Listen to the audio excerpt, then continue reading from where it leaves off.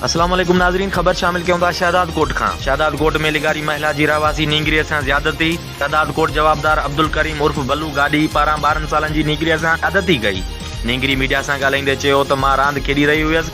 अब्दुल करीम गाडी ज़बरदस्ती पंहिंजे चाचे गौस बख्श गाडी जे घर वठी वञी ज़्यादती कई। मुतासिर नींगरी जो बयान। पुलिस फरियाद नथी वठे, केस दाख़िल करे इंसाफ़ कयो वञे। नींगरी जी अमर मीडिया सां ॻाल्हाईंदे चयो त मुंहिंजी न्याणीअ सां ज़्यादती करे मूं सां ज़ुल्म कयो वियो आहे। जवाबदार ठहा करण लाइ धमकाए रहिया आहिनि।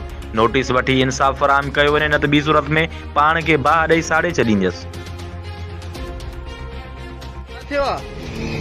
माई जे घर वेठी अब 3-4 छोकरी वेठी, काको आयो और जे बरसा बैठो मां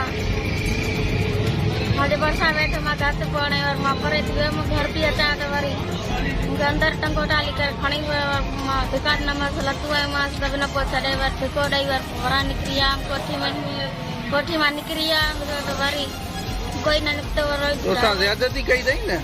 नालो छा छस? बल्लू बल्लू बल्लू बल्लू कंदा तो सब कर नालो अब्दुल करीम केरा पाण वो गाड़ी गाडी आ। तुंजो नालो छा है? सीना तू पाण केरा? सडड़ा सजड़ा। ठीक आ। हां मां तू बुधाए छा थे तुनी छोकरी? हां मां दी है मां सा मुके इंसाफ करे मां सा मां जे दिया मुझे दिया नंगड़ी है 12 सालन जी है। मां उनन के चयो में रात उनन वरी आया मारे मेड़ करे के 50,000 दीता वो या रवा कर गाल दफन कर वही आ पुलिस दे। मां पुलिस रे वया में मां पुलिस के वठी बस पाई आया एड़ो जोर जबरदस्त उनन सा न कयो हाथ कोई भी नडी ना तो मां कैमरा चले कुरान शरीफ खणी मां वया मुझी मदद कर छो न था मां सा करने ना मां सा हां कामरेड छा छो आ इनन सा? साईं सुबह सां असां निंड खां उथियासीं, हथ मुंहुं धोऊं पिया त इहा कुराड़ी क़ुर पाक खणी आई असां वटि।